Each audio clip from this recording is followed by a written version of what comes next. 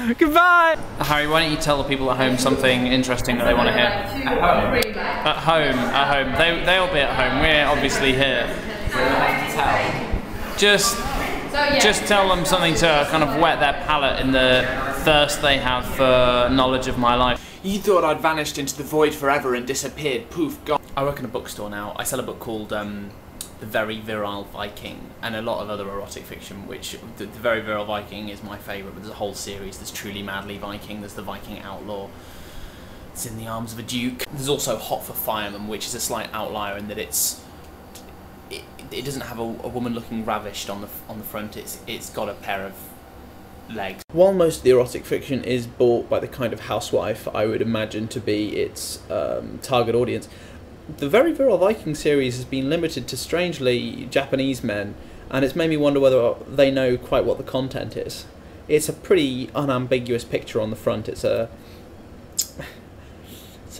topless man. It's a small stall in the centre of the shopping centre where there's a load of $5, now $4, because we weren't selling enough paperback. We haven't sold nearly as much stock as we need to, but I mean, one of the books we've got to sell is an illustrated history of furniture, and I don't know quite who would buy that. So I have to sit there and I have to watch for people who are gonna shoplift, and that does happen in bookstores. You know, there's a lot of stuff goes to shoplifting.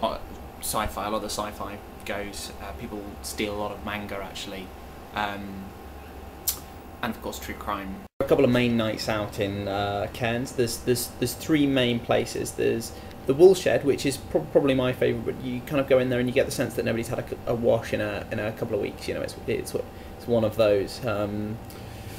It's very dark. There's a lot of people touching each other. I don't know what's going on. You know, it's the kind of place you'd go if you wanted to catch an STI. There's Gilligan's, which is much bigger, and I think if you're one of those people that believes that wealth makes you a better person, you might be impressed by the finish on it.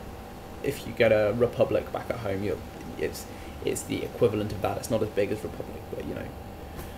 And then there's PJ O'Brien's, which is an Irish pub, and as with all Irish pub, it's full of people who are slightly older than myself, so you know, the dance floor after a certain time smacks a little bit of lonely. But I like PJ's. It was buzzing on St. Paddy's, and I'm flying into Thailand on the 5th of April. Exciting. Which is in like a week. I need to print out my tickets and things, and shit, I need to book stuff.